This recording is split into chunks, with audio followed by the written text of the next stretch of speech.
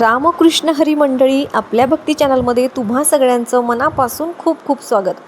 25 जुलै म्हणजे आता परवाच्या दिवशी शनिवारी आषाढी एकादशी आहे. आषाढी एकादशीच्या दिवशी आपण सेवा उपासना तर करतच असतो, पण त्याचबरोबर 2 उपायसुद्धा तुम्हाला मी सांगणार आहे. अतिशय साधे सोपे घरच्या घरी करता येणारे असे हे उपाय आहेत. नक्की करून बघा. पण त्याआधी एक गोष्ट लक्षात घ्या, या दिवशी आपल्याला काय करायचं आहे तर सकाळी अर्थात लवकर उठायचं आहे. घरातली झाडपूस झाल्यानंतर लगेच आंघोळ करून घ्यायची आहे आणि आंघोळ झाल्यानंतर लगेचच देवपूजा करायची आहे. देवपूजा केल्यानंतर आपल्याला उंबऱ्यावरती हळदीचं लेपन करायचं आहे. तुळशीची देखील पूजा करायची आहे, मात्र दुरूनच करायची आहे. तुळशीजवळ एक तुपाचा दिवा लावायचा आहे, मात्र तुळशीला पाणी वगैरे अर्पण करायचं नाही, तुळशीला हातही लावायचा नाही. कारण एकादशीच्या दिवशी आणि रविवारच्या दिवशी आपण तुळस तोडत नाही, कारण तिचा उपवास असतो असं म्हटलं जातं. तर बघा, आधी ही सगळी पूजा करून झाल्यानंतर आता आपल्याला आपल्या देवघरासमोरच बसायचं आहे. तुमच्याकडे विठ्ठल रुक्मिणीची मूर्ती असेल, विठ्ठलाची मूर्ती असेल तर तामणामध्ये घ्यायचं आहे. पंचामृताने स्नान करायचं आहे. बघा, पंचामृत म्हणजे काय? दही, दूध, मध, साखर, तूप एकत्र मिक्स करून यांनी तुम्हाला त्या विठ्ठलाच्या मूर्तीवर पंचामृताने स्नान करायचं आहे. नसेल मूर्ती, फोटो असेल तर फुलांनी शिंपडायचं आहे. त्याचबरोबर बाळकृष्णाची, विष्णूंची मूर्ती असेल तर त्याच्यावरती सुद्धा तुम्हाला अभिषेक करून घ्यायचा आहे. बघा, आपण एक वेगळी छान आषाढी एकादशी आहे, या निमित्तानं आपण वेगळी छान पूजा देखील मांडू शकता.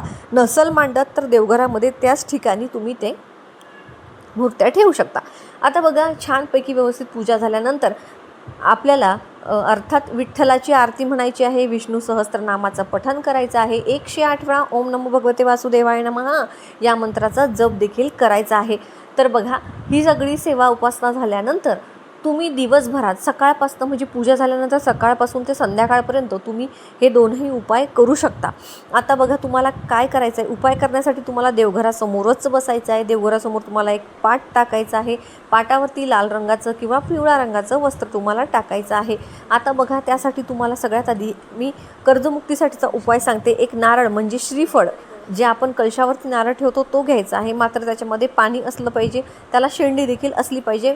जुना घरातलाच ठेवणीतला नारळ घ्यायचा नाही, नवीन एक व्यवस्थित नारळ विकत आणायचा. आता बघा, हा जो नारळ तुम्ही आणला आहे तर ह्या नारळावर तुम्हाला स्वस्तिक काढायचं असतं. तर स्वस्तिक काढण्यासाठी आधी तुम्ही कुंकू पाण्याने भिजवून त्याचा गंधक तयार करून घ्या आणि त्याने तुम्हाला त्या नारळावरती स्वस्तिक काढायचं आहे. तर स्वस्तिक काढत असताना मध्ये 4 टिंब, साईडनी 2 उभ्या उभ्या रेषा हे आवर्जून त्यावरती काढायचं आहे. काढत असताना आपल्या कर्जमुक्तीसाठी प्रार्थना करायची आहे आणि ज्याच्यावरती कर्ज आहे हे त्यांनी केलं तर अतिशय उत्तम राहील. तर बघा, तो नारळ तुम्हाला त्या पाटावरती ठेवायचा आहे. त्याचबरोबर पाटावरती आधी तुम्हाला एक दिवा देखील प्रज्वलित करून घ्यायचा आहे. आणि बघा, आता तुम्ही हा जो नारळ जिथे ठेवला आहे तर त्या नारळाच्या उजव्या बाजूला म्हणजे तुमच्या उजव्या हाताला तुम्हाला 5 बादाम देखील ठेवायचे आहेत. 5 बादाम. तर बघा, तुम्हाला त्या बादामावर देखील गंध अक्षदा अर्पण करून घ्यायच्या आहेत आणि तिथे तुम्हाला धूप दीप लावायचा आहे. तिथेच बसून तुम्हाला 108 वेळा ओम नमो भगवते वासुदेवाय नमः या मंत्राचा जप करायचा आहे. त्याचबरोबर तुम्हाला विष्णू सहस्त्रनाम देखील म्हणायचं आहे. मी तुम्हाला आधी सांगितलं की विठ्ठलाची आरती उपासना तुम्हाला करायचं आहे. फळांचा नैवेद्य तुम्ही तिथे ठेवू शकता. त्यानंतर हा उपाय केल्यानंतर आता तुम्हाला दुसरा उपाय जो आहे कामामध्ये यश मिळवण्यासाठी आहे. तर तुम्ही त्याच पाटावरती एका साईडला करू शकता किंवा मग हा उपाय तुम्ही सकाळी केला तर तो संध्याकाळी करा किंवा एक सकाळी करायचा, एक संध्याकाळी करायचा, म्हणजे कसं दोन्ही एकत्र होणार नाही. तर बघा, दुसरा उपाय, तुम्हाला एक पूजेची सुपारी लागणार आहे, जी की अखंड सुपारी आहे, ती घ्यायची आहे. त्याचबरोबर 2 नागविलीची पानं देखील तुम्हाला घ्यायची आहेत. तर आता सगळ्यात आधी तुम्हाला काय करायचं आहे, जी सुपारी तुम्ही घेतलेली आहे ती तामणामध्ये घ्यायची. तामणामध्ये तुम्हाला ओम नमो भगवते वासुदेवाय नमः असं म्हणत 11 वेळा पळी पाणी तुम्हाला त्या सुपारीवरती अर्पण करायचं आहे. सुपारी स्वच्छ धुवून घ्यायची आहे. त्यानंतर तुम्हाला एका प्लेटमध्ये कुंकवानी, बघा, गंध तयार करून घ्यायचा, पाणी मिक्स करून कुंकवानी त्या प्लेटवरती तुम्हाला स्वस्तिक काढून घ्यायचं आहे. मध्ये 4 टिंब, साईडने 2 उभ्या रेषा द्यायच्या. ती प्लेट तिथे पाटावरती ठेवायची.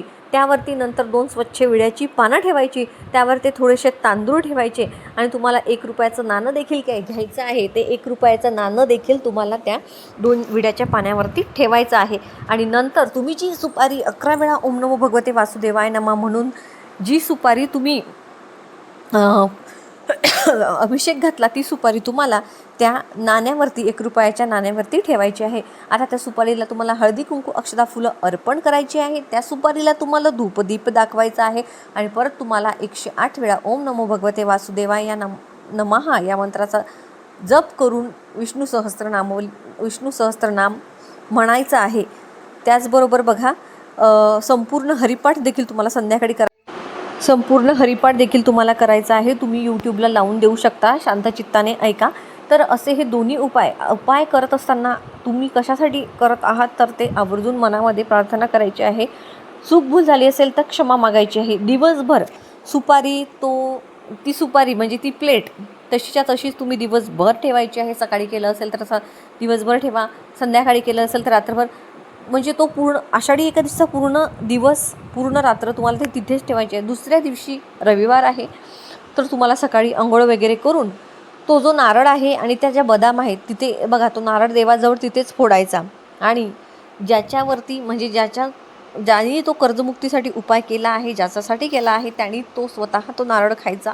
त्या 5 बदाम देखील त्यांनीच खायचे आहेत, एकट्याने, कुणाला शेअर करायचं नाही. याचं झालं. आता दुसरी गोष्ट, ती सुपारी आपण ते ठेवली आहे तर त्यासाठी तुम्हाला काय करायचं, एक पिवळ्या रंगाचं कापड घ्यायचं आहे.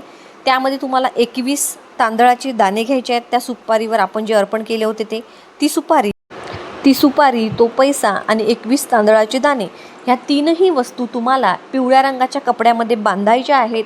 आणि मी माझ्या कामामध्ये यश मिळवण्यासाठी हे तुम्ही तुमच्या तिजोरीमध्ये किंवा तुमच्या गल्ल्यामध्ये व्यवसायाच्या ठिकाणी तुम्हाला ते ठेवून जायचं आहे. तुम्ही श्रद्धेने आणि भक्तीने हा उपाय आवर्जून करून बघा, तुम्हाला खरंच याच्यात यश मिळेल. व्हिडिओची माहिती जर तुम्हाला आवडली, व्हिडिओ जर तुम्हाला महत्त्वपूर्ण वाटला तर व्हिडिओला लाईक नक्की करा.